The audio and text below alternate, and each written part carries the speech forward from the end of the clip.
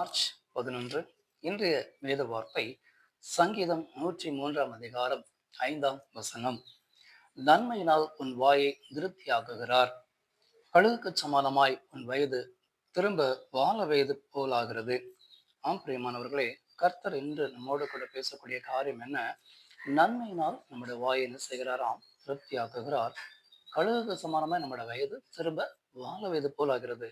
ஆம், கழுகு என்று சொல்லும் பொழுது அதனுடைய ஆயுட்காலம் 150 வருடங்கள் அது உயிர் வாழுமாம்.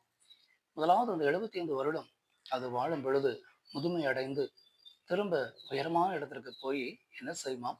தன்னுடைய அலகை பாறையில உரசி அதை முற்றிலுமாக அதை எடுத்து விடுமாம். அதே போல தன்னுடைய சிறகுகளை எல்லாம் முற்றிலுமாக அதை எடுத்து அதை கொத்தி என்ன செஞ்சிடும்? சிறகுகள் எல்லாம் எடுத்து போட்டுரும். அப்போ திரும்ப அது வரும் பொழுது புதிய சிறகு, புதிய அழகு எல்லாம் வரும் பொழுது திரும்ப தன்னுடைய வயது ஒரு இளமை போல ஒரு தோற்றத்தை அதை ஏற்படுத்துமாம்.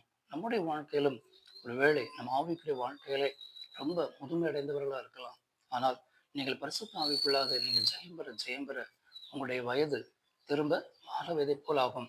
உங்களுடைய எண்ணங்கள், சிந்தனைகள், செயல்கள், நடக்கைகள் எல்லாம் திரும்ப ஒரு புத்துணர்ச்சி பெற்று ஆவிக்குரிய வாழ்க்கையிலே நீங்க பெரிய சமாதானத்தின் சந்தோஷத்தையும் அடையும் பொழுது உங்களுடைய வாயை நன்மையினாலே அவர் போஷிப்பார். நமக்கு தேவையான எல்லாவற்றையும் அவர் செய்து கொடுக்க வல்லவராய் இருக்கிறார் பிரியமானவர்களே. ஆமென்.